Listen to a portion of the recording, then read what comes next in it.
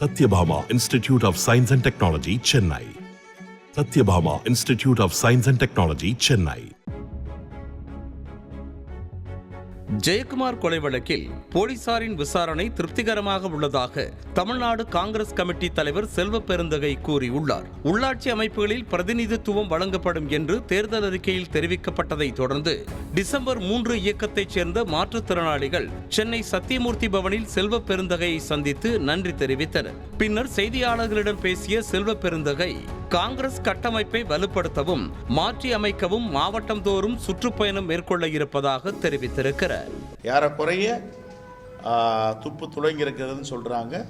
அந்த செய்தி முழுமையாக வரட்டும். நாங்களும் அதில் ஏன் அவசரம் காட்டலாம், ஒரு வாரம் தான் ஆகிருக்கு. நாம் போய் புலன் விசாரணை போய் தலையிட வேண்டாம்.